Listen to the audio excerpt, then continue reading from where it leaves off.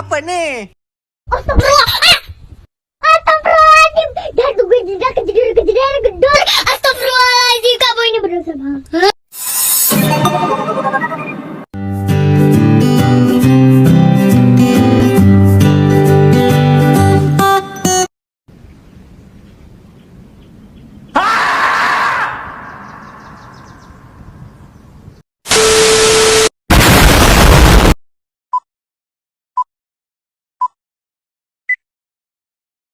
Assalamualaikum warahmatullahi wabarakatuh. Saya akan menjelaskan materi saya tentang bab 4 sistem komputer.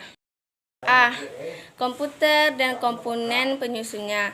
Secara umum, komputer adalah peralatan elektronik yang menerima masukan data, mengelola data, dan memberikan hasil keluaran dalam bentuk informasi, baik itu berupa gambar, teks, suara, maupun video. Gambaran umum sebuah komputer tampak pada gambar di atas, di mana data, teks, suara, klik, sentuhan, atau lainnya dari piranti masukan akan diproses oleh Central Processing Unit CPU untuk menghasilkan output berupa tampilan informasi, sinyal reaksi, dan lainnya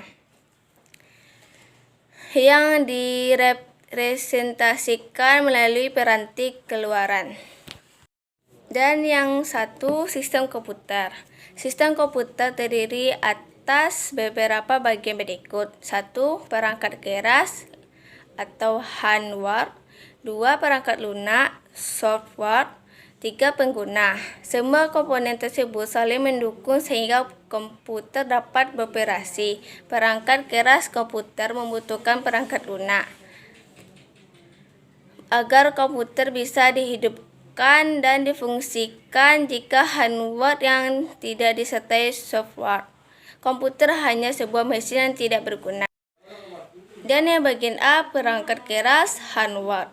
Perangkat keras komputer hardware adalah komponen isi pada komputer yang dapat disentuh, dilihat, atau dipindahkan. Contohnya perangkat keras ialah mouse, hard disk, prosesor, RAM, printer, scanner, dan lainnya. Dan bagian B, perangkat lunak, software. Perangkat lunak adalah kode-kode program yang dibuat menggunakan bahasa pemrograman. Kode-kode tersebut merupakan kumpulan perintah atau instruksi untuk menjalankan tugas tertentu sesuai dengan keinginan pengguna atau untuk mengendalikan kerja perangkat keras. Jika sebuah sistem komputer diibaratkan manusia, perangkat keras adalah otak dan perangkat lunak adalah pikiran. Contoh perangkat lunak ialah sistem operasi, aplikasi, dan lain-lainnya. C. Pengguna. Pengguna adalah orang yang menggunakan atau mengoperasikan komputer. Pemahaman lebih lanjut tentang pengguna dapat ditemukan pada materi dampak sosial informatika. Mikrokomputer atau komputer mikro. Komputer mikro merupakan komputer yang memiliki ukuran paling kecil dibandingkan dengan jenis komputer lainnya, menggunakan mikroprosesor sebagai CPU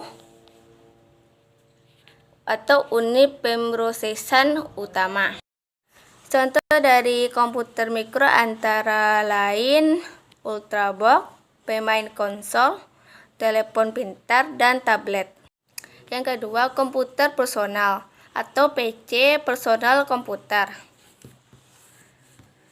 Komputer personal atau PC memiliki ukuran yang lebih besar dari komputer mikro dan memiliki kemampuan penyimpanan dan pengolahan data yang lebih besar dibandingkan dengan komputer mikro dan dibuat untuk pengguna personal.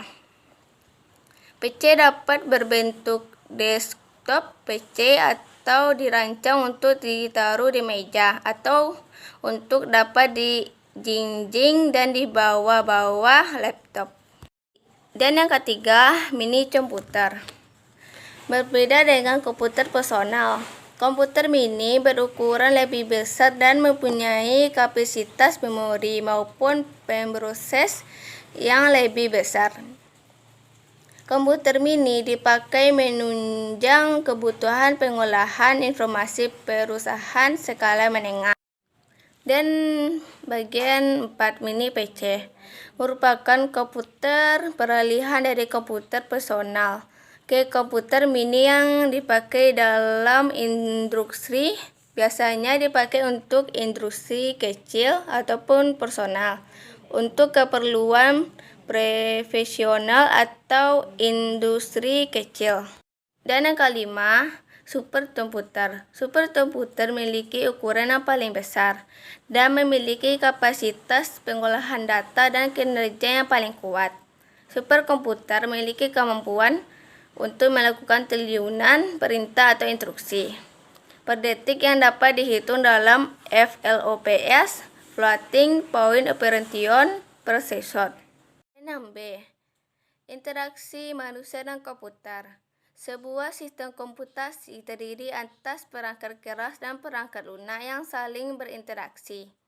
Berbagai macam jenis interaksi dapat dilakukan oleh pengguna dengan sistem komputer, di antaranya seperti berikut. 1. Berbasis GUI, Graphical User Interface, merupakan antarmuka yang menggunakan menu GUI untuk memudahkan pengguna berinteraksi dengan komputer. GUI merupakan antarmuka pada sistem operasi komputer yang menggunakan menu GUI. Yang kedua, antarmuka berbasis perintah, Command Line Interface atau CLI.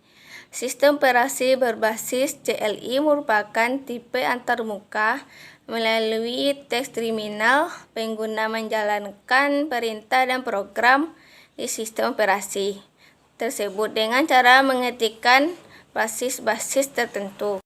Ketiga, melalui suara audio. Antarmuka menggunakan suara memungkinkan pengguna mengucapkan sesuatu dan hasilnya akan direkam dalam bentuk format audio. Antarmuka ini hanya dimungkinkan jika perangkat keras menyediakan perekam suara dan melalui aplikasi. Yang keempat, melalui gambar video. Antarmuka menggunakan gambar hanya dimungkinkan jika perangkat keras menyediakan kamera. Kamera akan merekam gambar dan melalui aplikasi akan menyimpan gambar dalam format video.